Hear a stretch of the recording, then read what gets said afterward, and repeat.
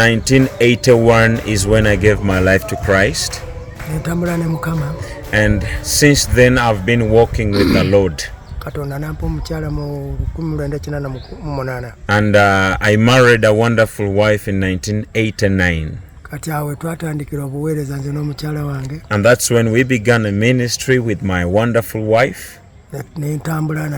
So we moved on with her in ministry. I could preach a door-to-door evangelism. I had never gone to school, but by the grace of God, God gave me strength to go throughout the sub-county doing a door-to-door evangelism. And many people in our sub-county began to turn to God. And I saw the power of God. I could see mad people being healed. Even the deaf could hear. I remember 2 dead bodies resurrecting. And yet I continued in that same ministry of reaching out the gospel. I did not build a church immediately. We used to pray under trees like now this one. And we could praise our God under the tree. We could worship God. And the people, I saw people loving God so much. And I saw the hand of God even during that time. Many, like they were like a seed that God planted in them. So I began to disciple, and this seed grew up in them. And so I began to move with different people in this same ministry. They could also preach the gospel like I do. And most of them became pastors. And some of them are in this same training school with me. But I passed through persecutions. This persecution really, it haunted my life. Because there was too much poverty in that time. I didn't have clothes. I could put on torn clothes. I didn't have a house to live in. But one thing I knew is that God was in my life. One very important thing that I remember from the time God revealed himself to me, I've never stopped preaching that gospel. Because that is the gospel in my heart. And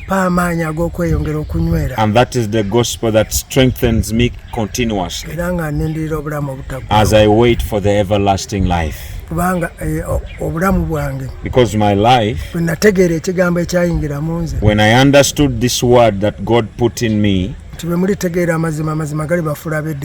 when you know the truth will set you free. That is what has continuously strengthened me up to today. So in case of anything that comes around, I have this strength and a strong foundation that I have to overcome. I once went into prison. People beat me up.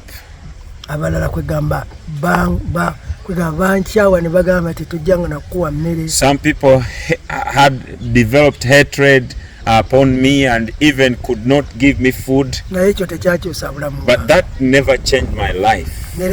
Up to today, I have continuously stood in Christ and I am testifying Jesus. There are still pastors who are coming out of my ministry.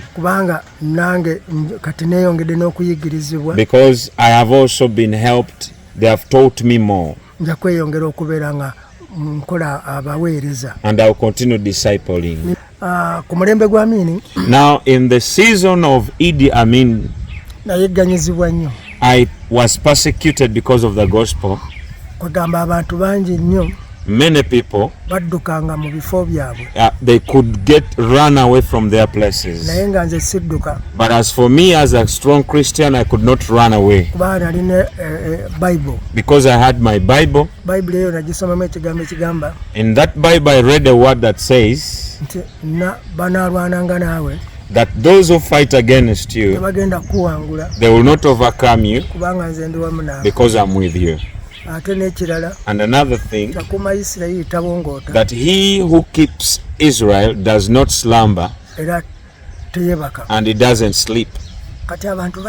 So people used to come in the night running. They come and find me. I used to use a candle so that I can read my Bible. But whenever they could see the candle, they could come where I am, and they could sleep where that candle is, and I could pray for them, and that night the morning could come. So one day the army officers came. They got me in the house that I used to sleep in, and they asked me, Muzei, what are you doing here? That I am praying for myself, I'm praying for you, and I'm praying for the nation. Because the word says that never cease to pray. That's why I'm praying. You will not die, I'm not going to die, and peace is going to come in our nation. And so for them they said, okay, fine, for us we are gone.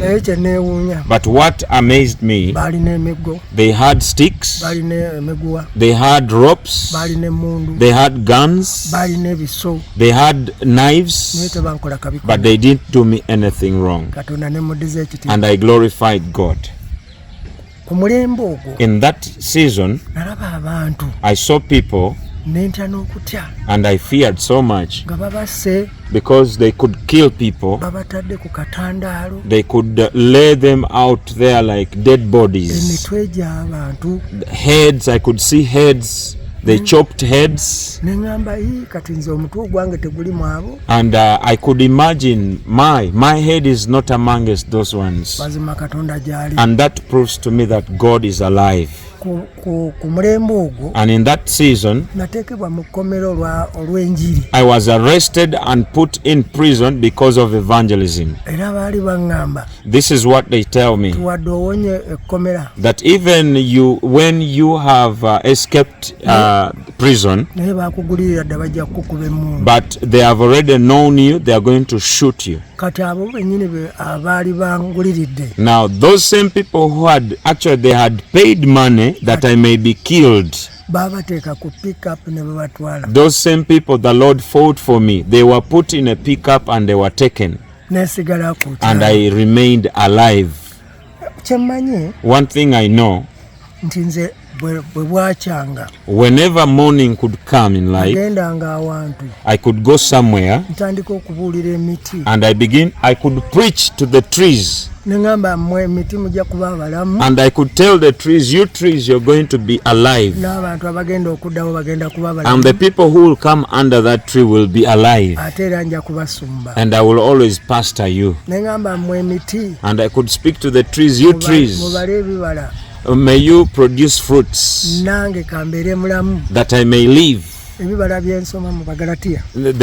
For example, the fruits that I read in Galatians, I want these fruits to be in this sub-county. And I began to hear that they have chased Amin out of the seat, and there was now peace was coming back to the nation, and people began to walk freely. The Lord bless you so much.